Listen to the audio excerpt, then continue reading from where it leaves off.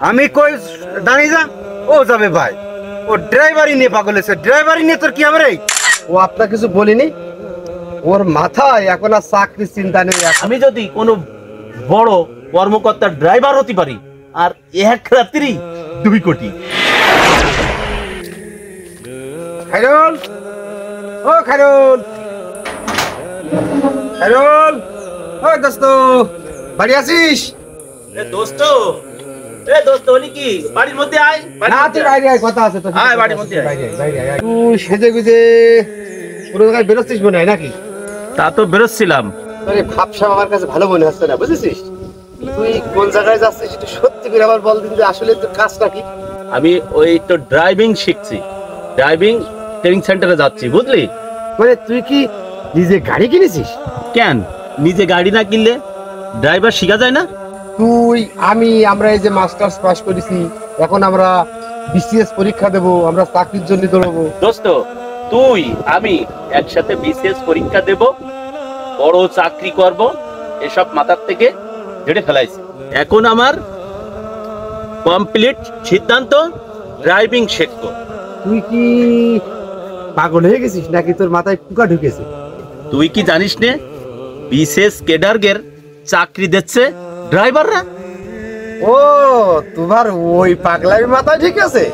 পাগলামি না দোস্ত, ড্রাইভার শিখবো, বড় কর্মকর্তা দেখে তার গাড়ি চালাবো। খাইরুল দেখছি, এই দরজাটা খোলো, বড় ভাই আসেন, আসেন আসেন আসেন আসেন বড় ভাই।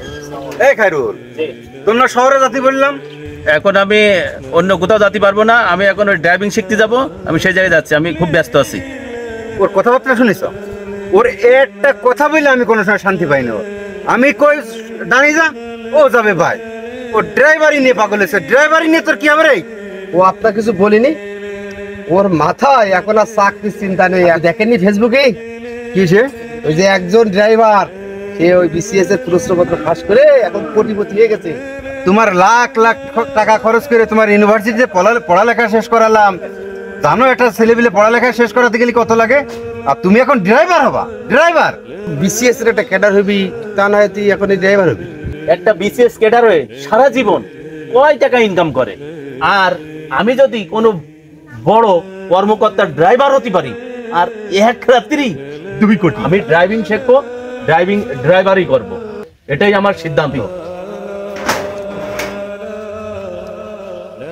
কি ভূত মাথায় চেপেছে কিছু তো বুঝলাম পাগল না। হয়ে গেছে, পাগল।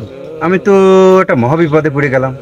তাহলে আমি গেলাম। ঠিক আছে, আচ্ছা ঠিক আছে, তুমি এবার আসি না? আচ্ছা, আচ্ছা, ঠিক আছে। আচ্ছা ঠিক আছে।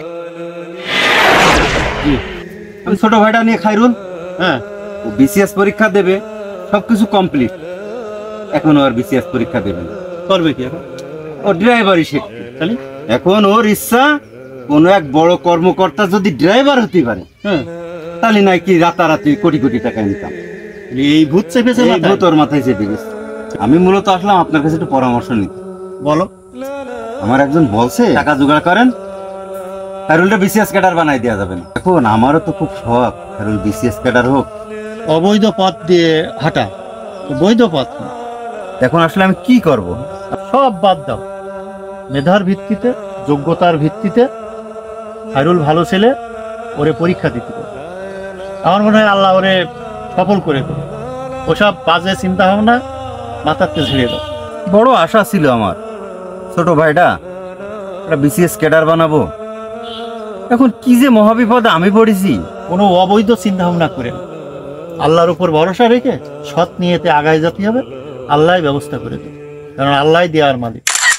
আমরা চাই না দুর্নীতি আবার ফিরে আসুক। আমরা চাই দুর্নীতিমুক্ত সৎ মানুষের একটি বাংলাদেশ।